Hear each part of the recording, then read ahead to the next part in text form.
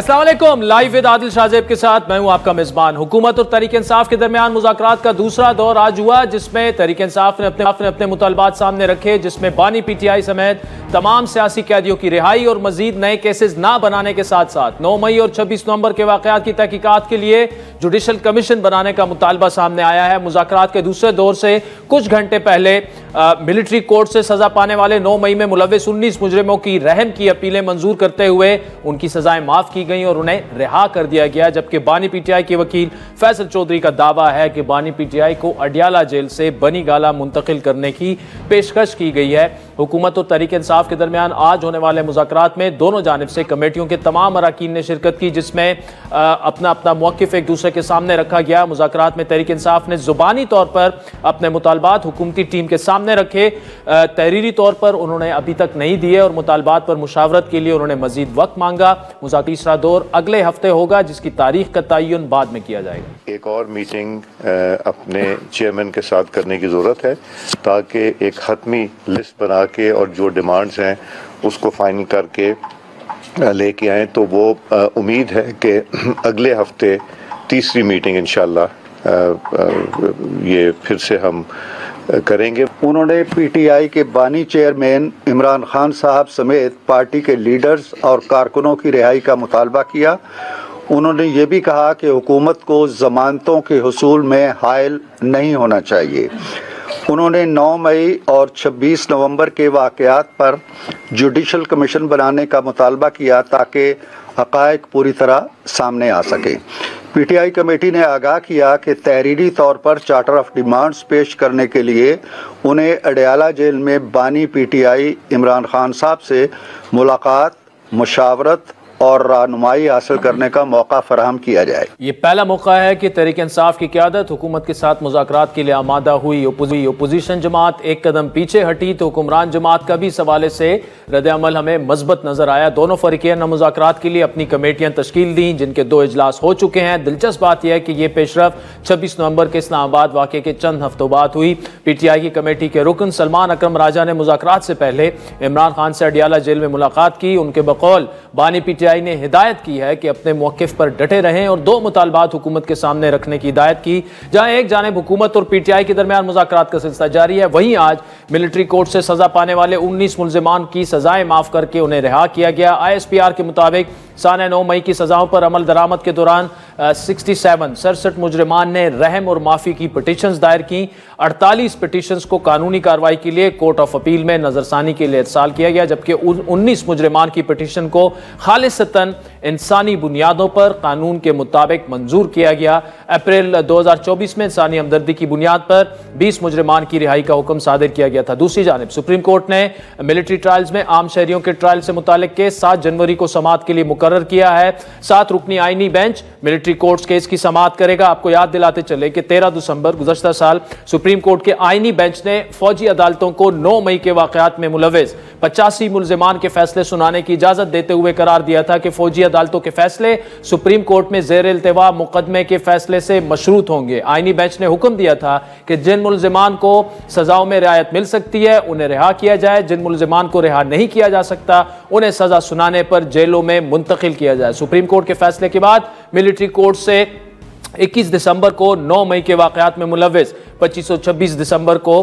की दरमियानी शब 60 मुजरिमान को सजाएं सुनाई गई थी। इस्टेब्लिशमेंट की जाने से बिलखुसूस 9 मई वाक़े के बाद सख्त मौक़िफ़ इख्तियार किया गया था। इस्टेब्लिशमेंट दिफाई तनसीबात पर हमलों के मुबैना मास्टर माइंड और मनसूबा साजों का फौजी ट्रायल चाहती है और हर कीमत पर चाहती है और उनकी माफ़ी नहीं होगी। इनमें बानी पीटीआई भी शामिल हो सकते हैं, जिन पर पहले ही मुकदमा दायर हो चुका है। DG ISPR lieutenant general Ahmad शरीफ ने गुज़श्ता हफ्ते मीडिया ब्रीफिंग में यह सवाल उठाया था कि अगर कोई जमात अपने गुमराह कुन नजरिए पर बज़िद रहे और अपना बयानिया मुसल्लत करने पर मुसर रहे तो फिर उनसे बात करने की क्या जरूरत है। उनके बकौल अगर इस तरह के मसाइल का हल बातचीत में होता तो पूरी दुनिया की तारीख में तनाज़ात, लड़ाइयां या मुहिम जोई ना होती। हम ये चाहेंगे इसके अंदर भी जो 9 मई से जुड़े वाकयात में जो लोग हैं मुलव्वस हैं, जिनके मुकदमात हैं, उनको अपने अंजाम तक पहुंचना चाहिए। तो बाहर की दुनिया में स्पेशली मगरबी ममालिक में जो सियासी इंतशारी हैं, इनको कोई स्पेस नहीं देता और इसीलिए इंसाफ का सिलसिला उस वक़्त तक चलेगा जब तक 9 मई से जुड़े मनसूबा साज और असल घनौने किरदारों को आइन और कानून के मुताबिक कैफरे किरदार तक नहीं पहुंचाया जाए। दूसरी जानिब बानी पीटीआई के वकील फैसल चौधरी का दावा है कि बानी पीटीआई को डील की पेशकश हुई थी और उन्हें अडियाला जेल से बनी गाला मुंतकिल होने का कहा गया, लेकिन जब तक बगैर ट्रायल लोग रिहा नहीं किए जाते वो कहीं मुंतकिल नहीं होंगे। उनको बिलवास्ता तौर पे बनी गाला में शिफ्ट होने की ऑफर आई थी और हमेशा ये बिलवास्ता तौर पे इनडायरेक्ट ही आती है। तो उन्होंने कहा कि जब तक मेरे कारकुनान, जब तक मेरे दूसरे रहनुमा जो है वो नहीं रिलीज होंगे तो वो अपनी राय की बात नहीं करना चाहते। इन तमाम मामलात पर गुफ्तगू करेंगे। हमें ज्वाइन किए तहरीक इंसाफ के मरकजी रहनुमा मारूफ कानूनदान हामिद खान साहब ने, जबकि प्रोग्राम के अगले हिस्से में वफाकी वजीर बराए उमूर कश्मीर अमीर मुकाम साहब और गवर्नर पुख्तूनख्वा जनाब फैसल करीम कुंडी भी हमें ज्वाइन करेंगे। हामिद खान साहब, मुज़ाकरात का दूसरा दौर इख्तिताम पजीर हो चुका है। जो 9 मई में मुलव्विस मुल्जिमान थे जिनकी सजा कम थी, रहम की अपीलें उन्हें की, उन्हें माफी भी मिल चुकी है। क्या ये मुज़ाकरात आपको कामयाब होते नजर आ रहे हैं कि दोनों तरफ एक विन विन सिचुएशन हो जाए, आपकी तरफ भी गवर्नमेंट की तरफ भी? अभी तक जो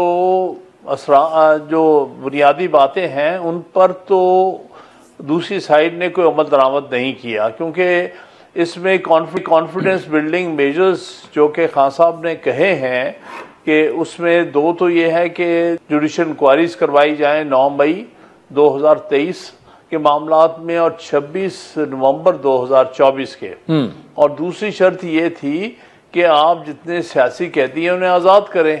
तो जब तक ये दोनों मामलात में कोई पेशरफ्त नहीं होती तब तक मुझे मुज़ाकरात में कामयाबी नजर नहीं आ रही। चलें, ये तो लेट्स होप होगा। खान साहब, आज फैसल चौधरी ने दावा किया कि बानी पीटीआई को बनीगाला मुंतकिल करने की पेशकश की गई।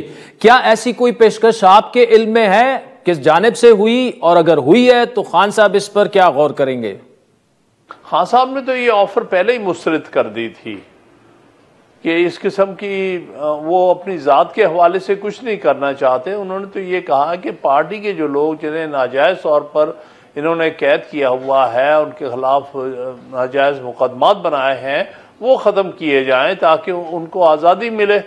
तो सिर्फ एक इस किस्म के ऑफ़र जो है वो बेमानी है, क्योंकि खान साहब ने को अपनी ज़ात के लिए तो कोई ऐसी शराइत नहीं। खान साहब, अगर आप ये फरमा रहे कि उन्हें ऑफ़र हुई थी, उन्होंने कबूल नहीं की, लेकिन आज कुछ लोगों को माफ़ी मिल चुकी है 9 मई के मामलात में, एक अच्छी तरफ ये मामला जा रहा है। अगर कुछ असीरान आपके रिहा हो जाते हैं जिन पर कोई मुकदमात नहीं है, और फिर खान साहब को अगर ये एक ऑप्शन दे दिया जाता है कि वो बनी गाला मुंतकिल हो जाए, पहले तो ये कि मुश्किल लग रहा है, कहाँ से होगा, कौन देगा, ये तो अदालतों के मामलात है, लेकिन अगर ऐसा होता है तो फिर क्या फैसला होगा उनका?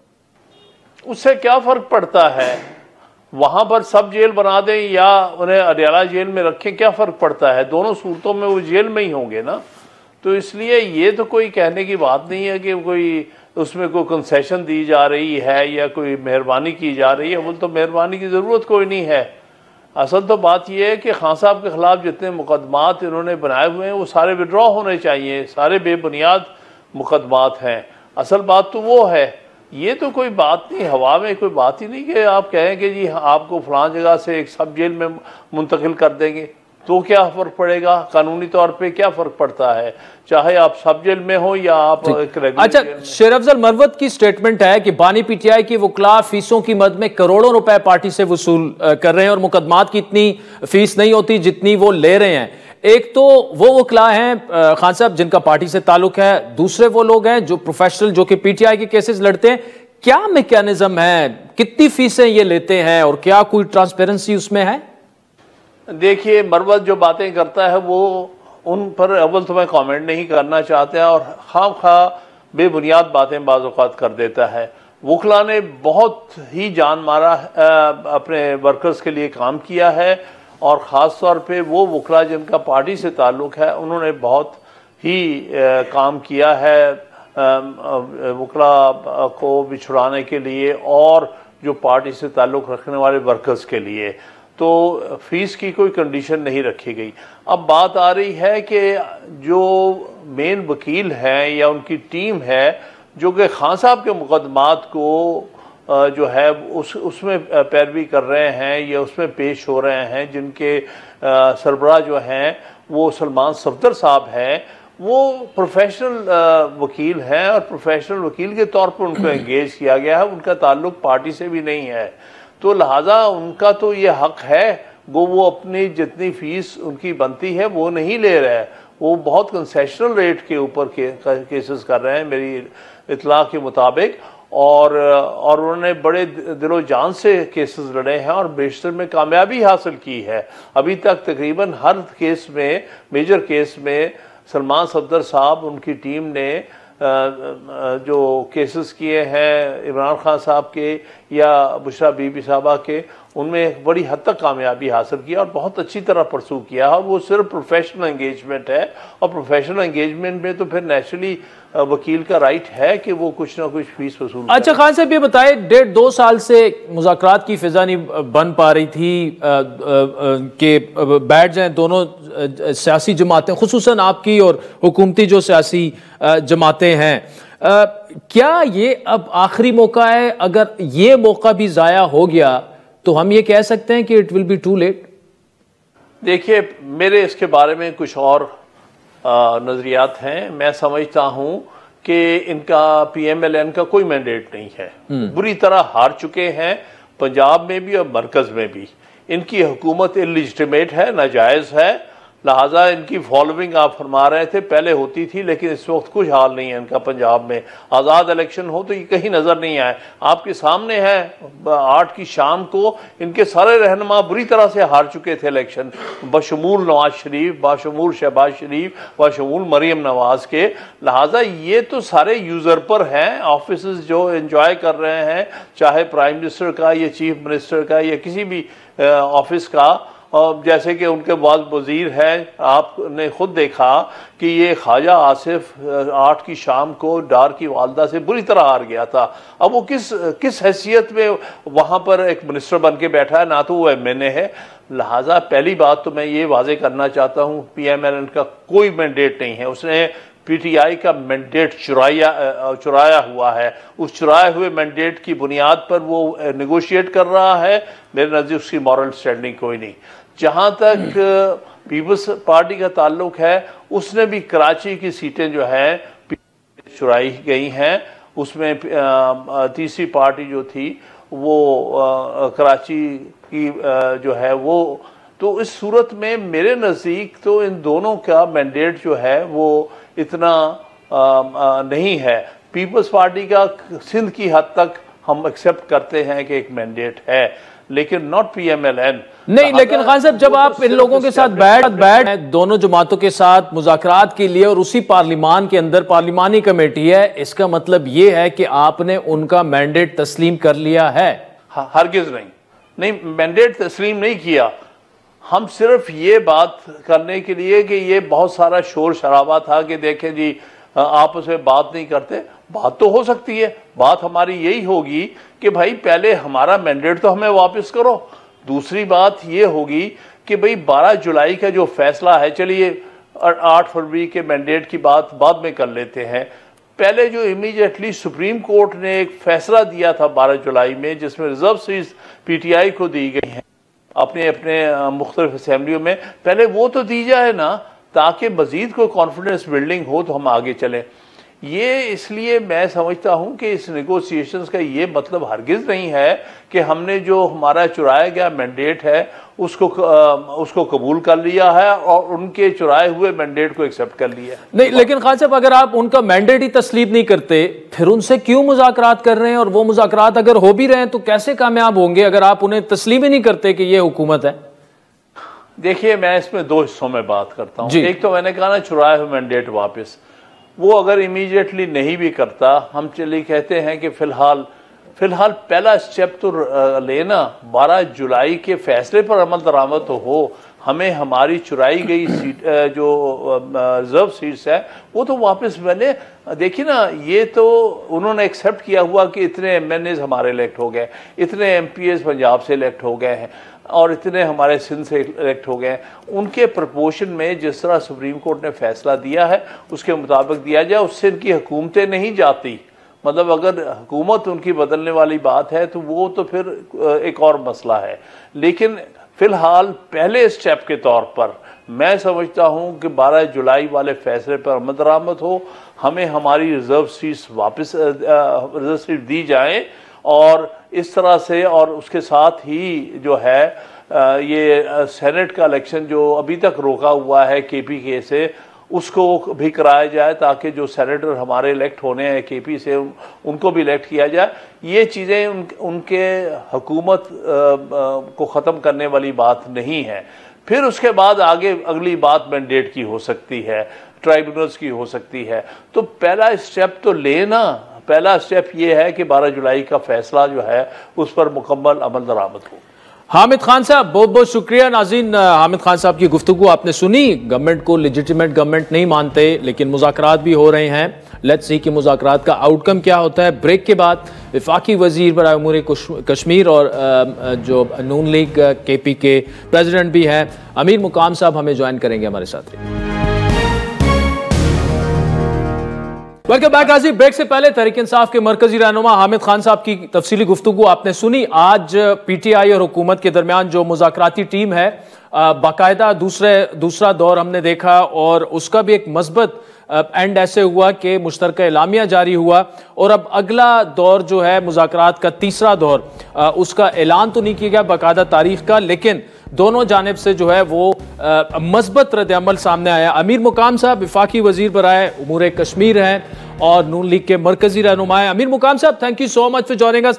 سر یہ بتائیے گا کہ آج جو 9 مئی والے معاملے میں تقریباً 17-18 پی ٹی آئی کے کارکنان جو ہیں ان کی رحم کی اپیل وہ ایکسیپٹ ہوئی ہے، اس مذاکرات جس طرح سے وہ ہو رہے ہیں، کیا اس کو ان مذاکرات سے جوڑا جائے کہ کچھ کانفیڈنس بلڈنگ میجرز ہو رہے ہیں، ان کے اسیران بھی رہا ہو رہے ہیں، اور کچھ مطالبات تحریک انصاف نے ویسے بھی سامنے رکھنے ہیں، اس پہ بھی آپ سے گفتگو ہوگی، لیکن آپ اوور آل کیسے دیکھ رہے ہیں ان مذاکرات کو؟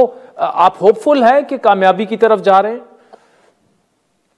نہیں، سب سے پہلے تو جو ممبرز اندر تھے اور جو مذاکراتی ٹیم کا حصہ ہے وہ زیادہ بہتر بتا سکے گا، مگر میں جو کچھ اوور آل اور باہر سے دیکھ رہا ہوں تو اس کی مجھے بھی ایک طرف ان کی تھریٹس اور دھمکیاں بھی آ رہی ہیں، جس طرح سیم کے پی کے کی سٹیٹمنٹ آپ نے سن لی کہ اگر مذاکرات میں ہماری ڈیمانڈ نہیں مانیں گے تو پھر اسلام آباد قبضہ کریں گے۔ ایک طرف وہی سٹیٹمنٹس بھی اور ان کی جو ڈیمانڈ جنرلی باہر آ رہا ہے، اور عمران خان کی رہائی یا اس طرح، تو میں ذاتی طور پر یہ نہیں دیکھ رہا ہوں کہ آئے مذاکراتی کمیٹی یا کسی کے اختیار میں اس طرح ہوگی کہ ان کا وہی مقصد پورا ہو جائے۔ بقایا ویسے بھی آپ کہتے ہیں کہ اگر کسی نے معافی مانگی اور یہ کہا کہ ہم نے غلطی کی، یہی کی، فراہم درخواست دی، وہ ایک اور ایشو ہے اپنی جگہ، اور اس کا جو ایک ٹوس جو ہم باہر سننا ہے، اندر کی ہمیں نہیں پتا کہ جو مذاکراتی ٹیم ہے ان کو پتا ہوگا، تو مجھے ذاتی طور پر اس طرح لگ نہیں رہا ہے کہ وہی مطالبہ مان لیا جائے گا۔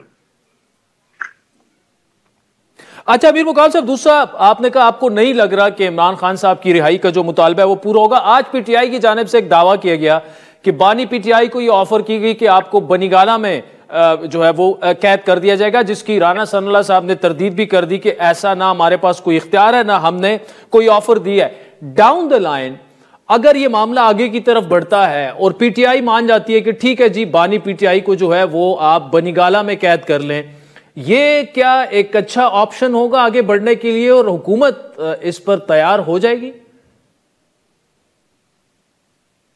نہیں، مطلب یہ چیزیں سارے خاص کر اسپیشلی جو عمران خان کا کیس ہے وہ تو ایک عدالتوں کا معاملہ ہے، کورٹس کا معاملہ ہے، وہ اختیار نہ کمیٹی کے پاس ہے اور نہ گورنمنٹ کے پاس ہے کہ کسی کو، یہ تو عدالت سارے چیزیں ڈیسائیڈ کر سکتے اور وہی بات چیت ہو سکتی ہے۔ تو میں نہیں دیکھ رہا ہوں کہ اس طرح کسی کے ساتھ یہ پاور اور اختیار ہے کہ وہ کسی گھر کو اس طرح ڈکلیئر کرے، وہ تو کورٹس کا معاملہ ہے، کورٹس مناسب سمجھے، جس طرح سمجھے اور جو بھی فیصلہ کرے سب کو ماننا ہو۔ اچھا امیر مقام صاحب، دوسرے بتائیے گا کہ ہم نے دیکھا گزشتہ تقریباً سال ڈیڑھ میں کافی دفعہ تحریک انصاف کو مذاکرات کی آفر ہوئی، آخری دفعہ 26 نومبر کو ہوئی، لیکن اس طرح سے انہوں نے انگیج نہیں کیا. وہ تو یہ سمجھتے ہیں کہ آپ نے ان کا مینڈیٹ چھینا ہے اور جب تک وہ واپس نہیں کریں گے وہ آپ کو ایک لیجیٹیمیٹ گورنمنٹ بھی نہیں مانتے. یہ اچانک سے ایسے کیا ہو گیا کہ وہ راضی ہو گئے اور حکومت کے ساتھ مذاکرات پر بیٹھ گئے؟ کیا وہ پوزیشن آف اسٹرینتھ سے اس وقت مذاکرات آپ سے کر رہے ہیں، یا آپ سمجھتے ہیں کہ جو 26 نومبر کے بعد جو کچھ ہوا تو پارٹی تھوڑی بہت کمزور ہوئی اور انہوں نے ریئلائز کیا کہ مذاکرات میں ہی عافیت ہے؟ نہیں، یہ میں یہ کہہ رہا ہوں، یہ آج کی بات نہیں کہ ہم نے آج ان کو مذاکرات اور بیٹھنے کا کہا. اگر آپ پیچھے وہی اسی دور عمران خان کی 2018 کی دور میں جائے تو اس ٹائم بھی جب شہباز شریف صاحب اپوزیشن لیڈر بن گیا تو انہوں نے اپنے پہلے سپیچ میں، وہ سب کو پتہ ہے کہ ہمارے ساتھ کیا ہوا اور وہ کس طرح آئے اور جس طرح آر ٹی ایس کو بٹایا گیا، جو کچھ ہو گیا، مینڈیٹ کس طرح ان کو ٹرانسفر کر دیا گیا. مگر ان سارے باتوں کے باوجود ملکی مفاد میں اسی ٹائم بھی شہباز شریف صاحب نے اٹھ کے اور ان کو کہا کہ آؤ میثاقی معیشت کرتے، دہشت گردی پر بات کرتے، مگر انہوں نے بھی اس کا مذاق بنایا اور کوئی پازیٹیو جواب دیا ہی نہیں. تو یہ تو اس زمانے سے ہم سارے کرے. پھر جب یہ گورنمنٹ آئی تو ہماری تو وہی بات رہی، مگر وہ بار بار کہہ رہے تھے کہ آپ کے ساتھ مذاکرات کا سوال ہی پیدا نہیں ہوتا. تو ابھی جب یہ ہم نے نہیں کہا کہ پھر آ جائے مذاکرات، اور اس کو خود یہ ریئلائز ہو گیا کہ دوسرے جتنے حربے تمام انہوں نے یوز کرائے اور آخری کال بھی مس کال ثابت ہوئی، دوسرے چیزیں بھی، ہر ایک چیز کی طرف جو اس کے پلان تھے سارے ناکام رہے. تو اس کے بعد انہوں نے خود یہ ڈیمانڈ کر دیا، اس کی چیئرمین کے ذریعے اسپیکر صاحب کے ساتھ بات کی کہ ہم گورنمنٹ کے ساتھ الائز کے ساتھ جو اندر بیٹھے ہوئے ہیں ان کے ساتھ بات چیت کرنا چاہتے ہیں ملکی مفاد میں. اس میں تو ہم نے اس کو ویلکم کہا کہ ہم تو پہلے سے کہہ رہے ہیں مگر آپ مان ہی نہیں رہے. تو یہ بات جو آپ نے سوال کیا یہ ہے کہ انہوں نے پہلے تو اس کو گوارا ہی نہیں سمجھا کہ ہمارے ساتھ بیٹھ جائے اور بات کریں، مگر آخر میں ان کے سارے کارتوس اس طرح چل گئے تو پھر انہوں نے کہا کہ یہ آپشن بھی آزماتے ہیں، اس کے لیے بیٹھ گئے. امیر مکان صاحب، آخر میں جو 31 جنوری کی انہوں نے ڈیڈ لائن دی ہے کہ اس وقت تک بانی پی ٹی آئی کہہ رہے ہیں کہ یہ معاملہ آپ سارٹ آؤٹ کر دیں. اب اس میں obviously 4 ویک تو ہیں، لیکن درمیان میں ٹرسٹ ڈیفیسٹ اتنا ہے کہ شاید ہی 4 ویک میں یہ معاملہ منطقی انجام تک پہنچے. اس کے بعد اگر پی ٹی آئی پھر ڈیسائیڈ کرتی ہے، خصوصاً کے پی کی گورنمنٹ، کہ ایک دفعہ پھر انہوں نے چاہے وہ فائنل کال کا نام اسے دیں، لانگ مارچ کا دیں، اسلام آباد کی طرف بڑھنا ہے، حکومت کیا کرے گی پھر؟ نہیں، مطلب ہے کہ وہی فائنل کال تو اس کی ہو گئی. اگر فائنل کال پلس نام دیتے، جو بھی نام دیتے، اور دوبارہ انہوں نے بات بھی کی، اس کے سی ایم نے بھی بات کی کہ اگر ہمارے اسی پر ہمارے جو مذاکرات ہیں اور ہمارے مرضی کے مطابق نہیں ہوئے اور یہ نہیں ہوا وہ نہیں ہوا تو پھر ہم دوبارہ اسلام آباد کی طرف آئیں گے. تو وہی تو انہوں نے اپنا شوق پہلے سے بھی پورا کر دیا. آج کی بات نہیں ہے. اسلام آباد تو 2014 میں بھی آئے، 128 دن بھی بیٹھ گئے، تو اس سے انہوں نے کچھ حاصل نہیں کیا. دوبارہ جو کئی دفعہ آئے تو ابھی ان کی ورکروں کا، ان سے میرے خیال میں ہماری جگہ ابھی پی ٹی آئی کے ورکر اپنی لیڈرشپ سے پوچھ سکتے ہیں کہ ہمیں ورغلا کر آپ تو اسلام آباد لے کے جاتے ہیں، مگر پھر آپ کی طرح جنات بنتے اور واپس پشاور پہنچ جاتے ہیں اور ہمیں وہی رہ جاتے ہیں. اس کا مقصد کیا ہے، مشن کیا ہے، ہمیں کیا حاصل ہوگا، ملک کو کیا ملے گا. تو میں کہتا ہوں کہ وہی جو یہ ابھی فائنل کال پلس کہہ رہے تو وہ اس سے بھی کمزور ترین ہوگا، اس سے بھی اس کو کوئی چیز حاصل نہیں ہوگا. جس طرح انہوں نے پہلے سے بار بار بشرا بی بی بھی شامل کرے اور بالکل بار بار کہہ رہے تھے کہ ہم بغیر عمران خان کو جیل سے رہا کر کے نہیں آئیں گے. اس سے کچھ حاصل نہیں ہوا. تو میرے خیال میں اس سے یہ کال بہت کمزور ثابت ہوگی اور اس سے بھی ان کو کوئی چیز حاصل نہیں ہوگی.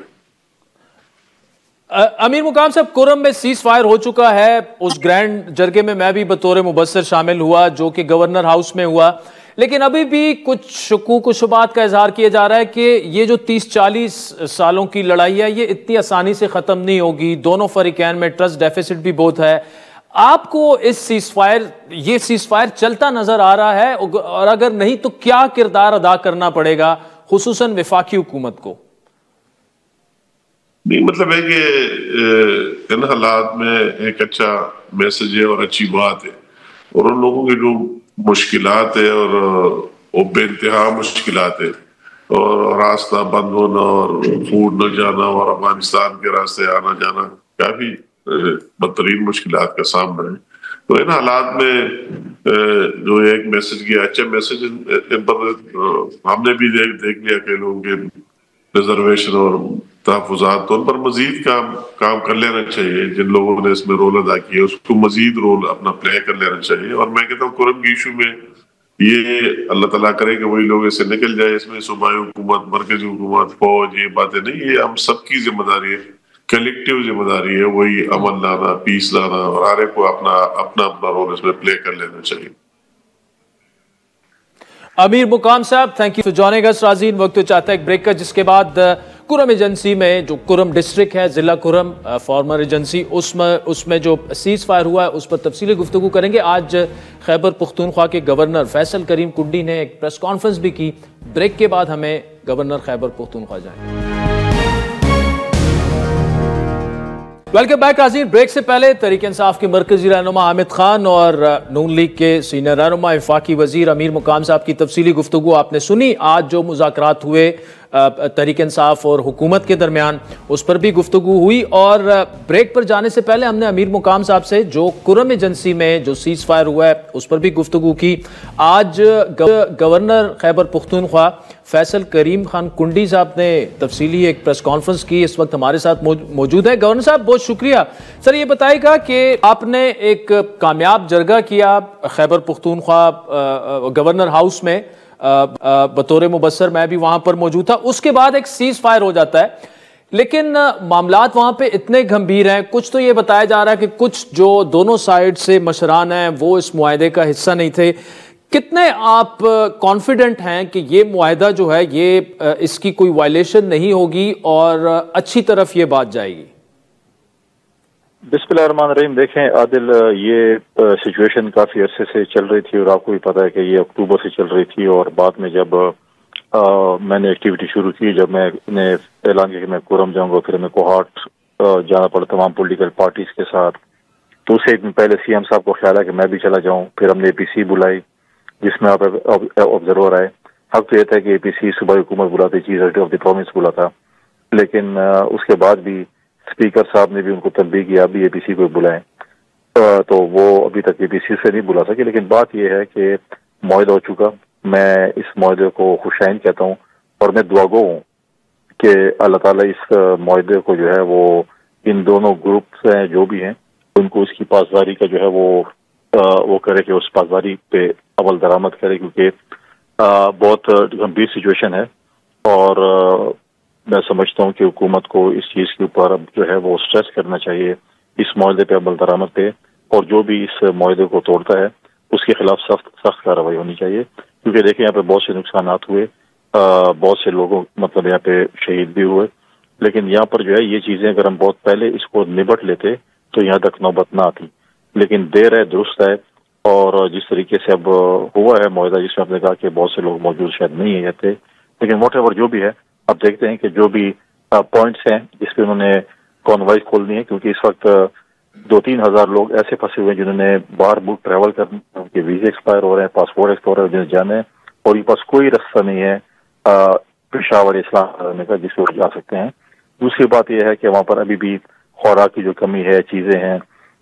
میں اپنے سی ایم بلوچستان سرفراز بلوچی صاحب کو مشہور ہوں، جنہوں نے ہمیں دوائیاں بھیجی تقریباً 1 کروڑ مالیت کی، سی ایم سندھ نے ہمیں 2 کروڑ روپے بھیجے تاکہ ہم ان کی کچھ نہ کچھ سپورٹ کر سکے، اور وہ دونوں میں نے ریڈ کریسنٹ کے حوالے کیے جو کہ آلریڈی وہاں پر کام کر رہے ہیں، آئی ڈی پیز کیمپوں میں لگائے ہوئے وہاں پر کام کر رہے ہیں، اور وہاں پہ ایمبولینسز بھیجی ہوئی ہیں، باقی چیزیں ہیں۔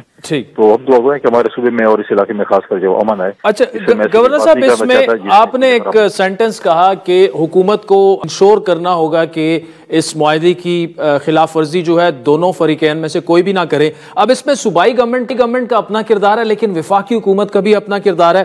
वफाक से आपकी एक्सपेक्टेशंस क्या हैं, क्योंकि काफ़ी करीब से आपने इस मामले को हैंडल किया, देख भी रहे हैं, अभी भी जो वहाँ पर एक्टिविटीज़ ज़्यादातर जो इंसानी हमदर्दी की बुनियाद पर गवर्नर हाउस उसे मॉनिटर कर रहा है, इसमें वफाक से आपको अब क्या चाहिए, तवक्कुआत क्या हैं, एक्सपेक्टेशंस क्या हैं? देखिए, वफाक से में वो चीज़ चाहिए जो सूबाई हुकूमत डिमांड करेगी। आप देखें कि सिंध में सूबाई हुकूमत को रेंजर्स की ज़रूरत थी, उन्होंने रेंजर्स की डिमांड की और रेंजर्स वहाँ पर मौजूद है वफाक की तरफ से। बलूचिस्तान में फौज और FC की डिमांड वहाँ पर मौजूद है। अगर सूबाई हुकूमत समझती है कि वो उनको चीज़ें चाहिए तो वफाक से डिमांड करें। हम उनको प्रेशर है कि सूबे के अमन के लिए जो है और इलाके के अमन के लिए आप इनको जो है वो सपोर्ट करें हमारे सूबाई हुकूमत को, क्योंकि वहाँ पर अब प्रॉब्लम ये है कि हमारे सूबाई CM साहब को ये पता नहीं है कि वॉर ऑन ड्रग्स के उसके ऊपर मद में 1% ऑफ NFC अवार्ड में हमें 500 अरब रुपए मिले। CM साहब प्रेस कॉन्फ्रेंस करते हैं कि मुझे 1 रुपया भी नहीं मिला, और वहाँ पर जब सूबाई असेंबली में सवाल होता है और उसके जवाब में आता है कि 500 अरब रुपए मिले। अगर वो 500 अरब रुपए हमारी पुलिस पे खर्च नहीं हुए, हमारी पुलिस जो है उसको वेल इक्विप्ड नहीं है, हमारी पुलिस के पास गैजेट और वो नहीं है अपना क्या कहते हैं इसके हमारे लेबोरेटरीज नहीं है, बाकी चीजें नहीं है, तो पुलिस बेचारी कैसे लड़ सकती है? वहाँ पर उस किस्म पे जो है अभी देखना पड़ेगा कि जो मुआहदा हुआ है इसको सख्ती पे मारा, और जो मेन हुआ है वो सूबाई हुकूमत है। जो सूबाई हुकूमत जो है उसको इम्प्लीमेंटेशन करना है, उन्होंने लोगों की जान तहफ़्फ़ुज़ करना है, उनको बुनियादी सहूलियात देनी है, और उनको कोई चीज़ अगर नहीं हो रहा और उस पर वो पूरा नहीं उतर सकते तो फिर वफाक से तलब करें।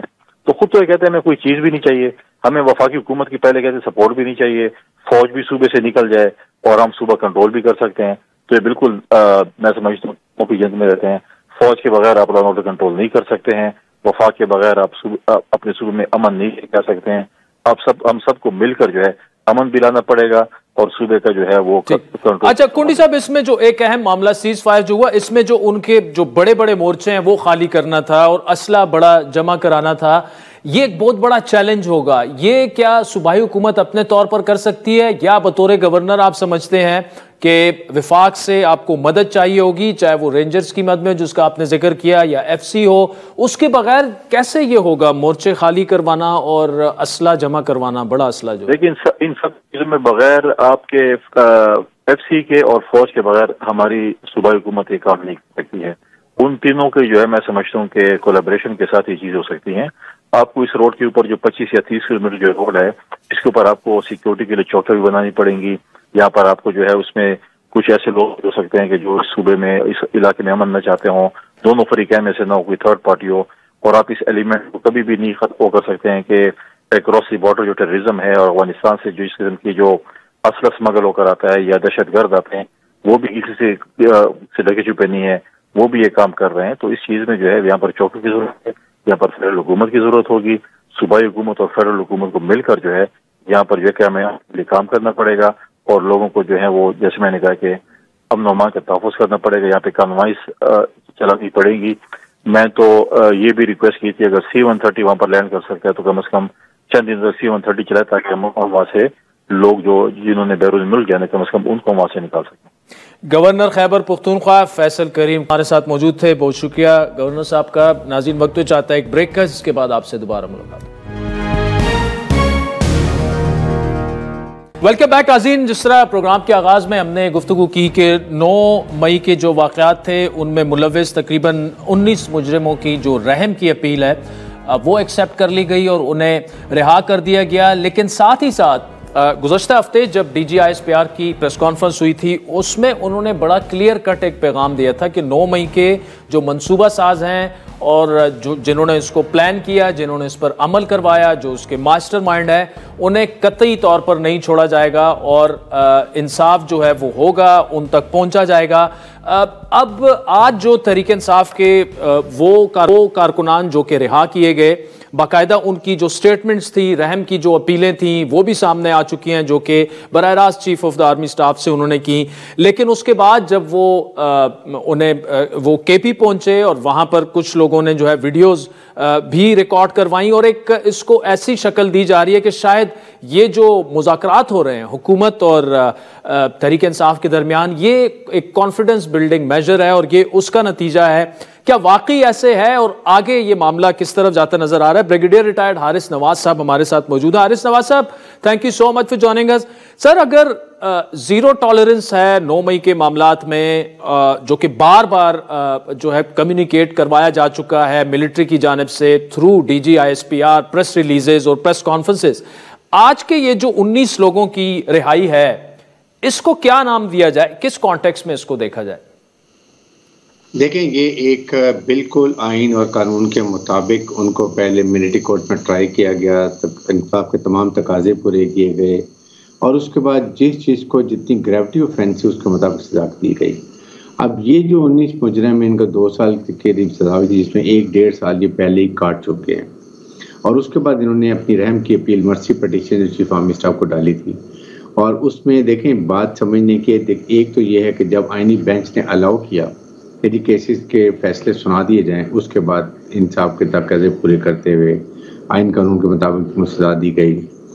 اور پھر یہ آپ دیکھیں کہ جس طریقے سے اسپیڈی ٹرائل ملٹری میں ہوتا ہے، اور یہی طریقہ ہے کیونکہ ایک جج کے بعد یا ایک بورڈ کے بعد ایک ہی کیس ہوتا ہے، وہ دن رات ان کے فیصلہ کرتے ہیں، اسی اسپیڈ سے ان کی مرسی پٹیشن کو بھی ایڈریس کیا گیا ہے. اور اس کے بعد وہ چیف آرمی اسٹاف انہوں نے ہمدردی، یہ پتہ چلتا ہے کہ چیف آرمی اسٹاف منیر کو اپنے عوام سے واقعی ہمدردی ہے.